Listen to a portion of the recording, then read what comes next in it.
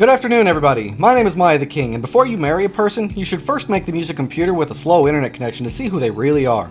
Now then, today we're taking a look at a game that just came out today on Steam called Tainted Grail: The Fall of Avalon. Developed by Questline and published by Awaken Realms, released in early access and selling for $30 American.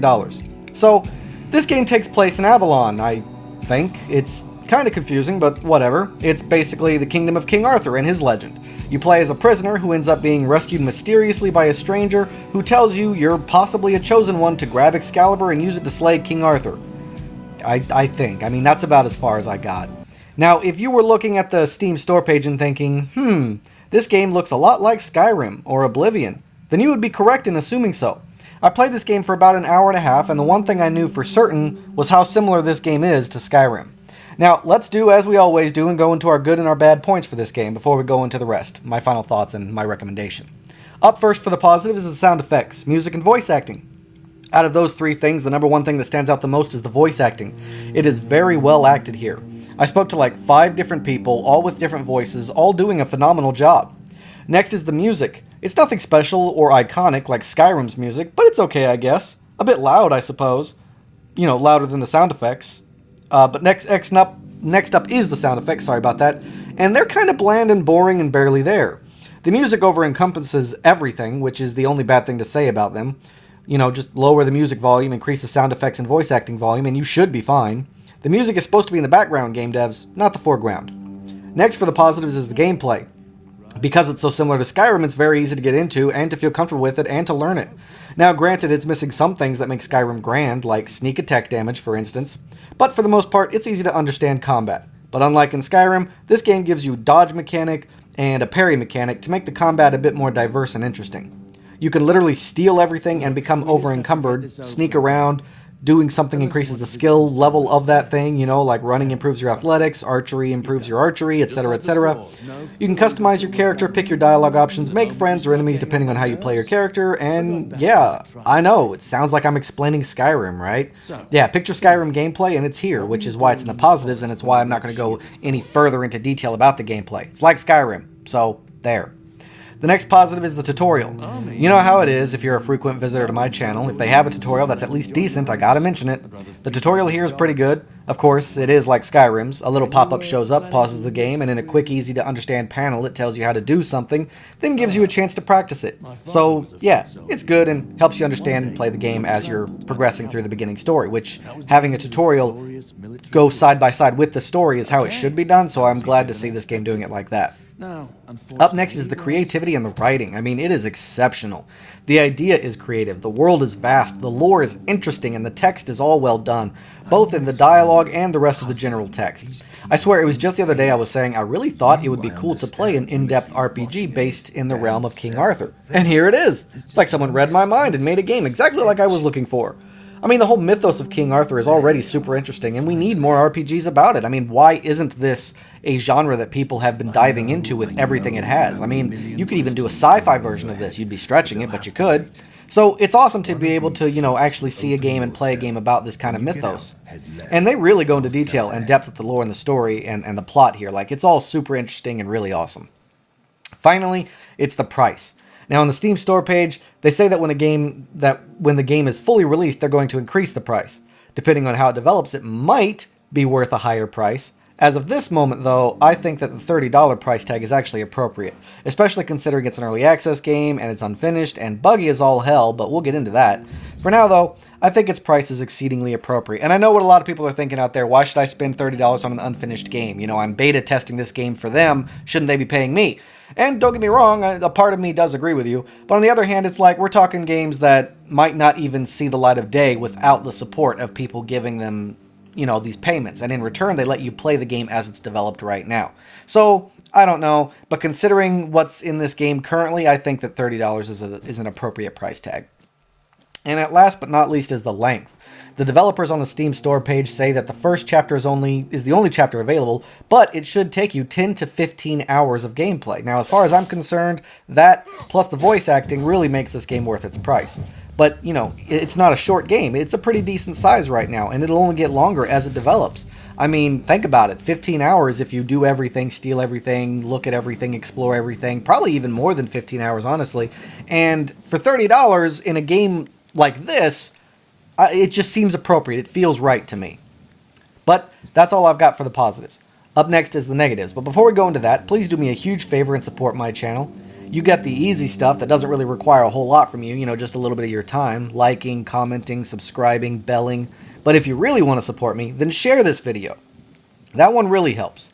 But they all actually really help, but that one just helps a little bit more than the others. But it might not seem like much, but it really, really does help. So please support my channel, and I'd really appreciate it. Thank you. Now then, on to the negatives. The first, and the most glaring and obvious one, the fact that the game is in early access. Now, $30 for 15 hours of fun isn't awful, but it's the glitchiness, it's the bugs, and the possible corruption of save data? Now that's a pretty freaking awful thing and needs to be fixed immediately.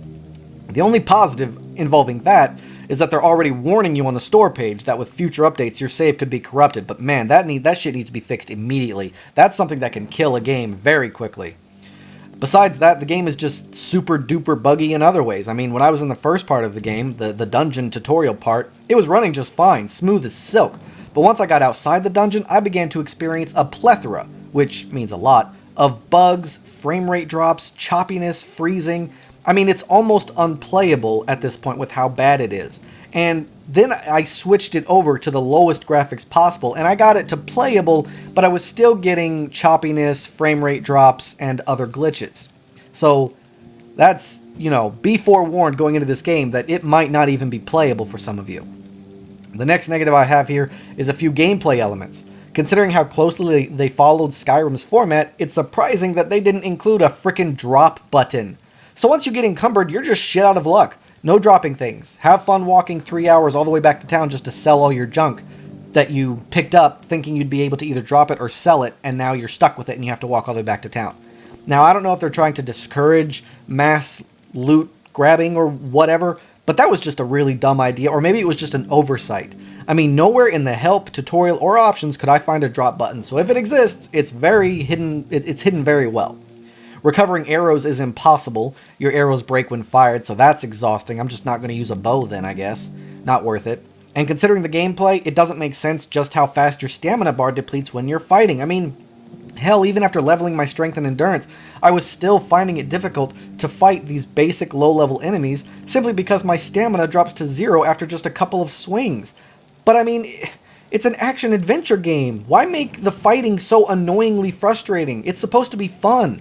And I don't mean the annoying, frustrating like in Dead Souls or whatever, or in Elden Ring. That's a kind of frustrating that's fun. This is the kind of frustrating that's not fun. Think of it like the game is fighting against you, the player, not you, the player's character. So, like, the controls are messed up and nothing works. Like, that kind of frustrating. That's what this is like.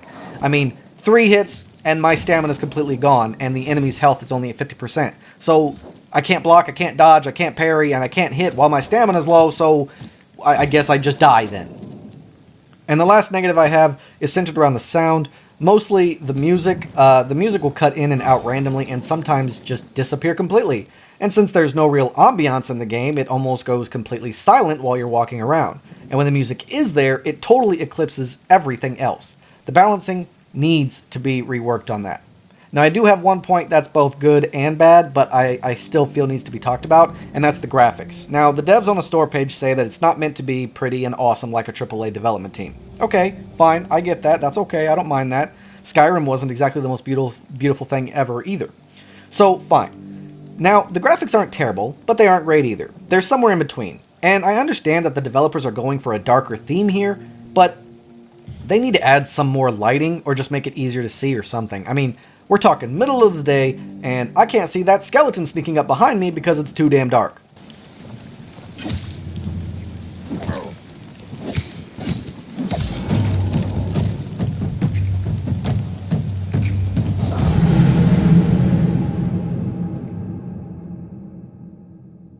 I get it. It needs to be dark. But it doesn't need to be that dark. I mean, you can make a game look dark and depressing without making it hard for your players to see what's going on. The Witcher 3 was able to do that just fine, so there's really no excuse. It's been done before. I could probably name a bunch of other ones if I had more time to think about it, but I don't. I'm trying to get through this quickly. Make it easier to see things, but design it so that everything you see is just depressing. That's how you make it dark and gritty without making it impossible for players to see what they're doing. Or at least up the contrast, so at least when it's dark you can still pick things out. But besides that, a lot of other things look really well done. I mean, the spells and the personal art of items is all very well designed, and so are the monsters and the people. So it does have its good and its bad, but I still wanted to mention it. Alright, so that's all the time I got for this video. Overall, I think it's a pretty good start. I hope they get a lot of support because in the end, this game could end up being the next Skyrim, but darker and grittier. If this kind of idea interests you even the slightest, then I would highly recommend you pick this game up for no other reason than to support the game devs into turning this into something one day awesome. And hell, now's a great time to pick it up because they plan to increase the price once it's finished. So yeah, that's really all I got. Do I recommend this game? Sure. If you're into darker games or first-person open-world RPGs, then yes, definitely. Even if it's not in the perfect state to play right now, it will be one day and for more money. So for now, get your early price, then sit back and wait for its glorious release. Plus, after you buy it, you can then let them know your feedback and they'll try to make it and change it and whatnot, and we'll see what kind of developers they are. Are they going to take your criticism with bitterness, or are they going to take it with gratitude? I guess we'll see. But hey, if you can't afford the $30, then maybe wait. You're not missing out on a whole lot right now. The game is kind of hard to play. At least for me it was. So yeah, that's all I got finally. Thanks so much for watching. Don't forget to like and subscribe. If you have any questions or concerns, please let me know in the comments down below. I can't wait to see you all again on my next adventure, and until then, I bid you all farewell.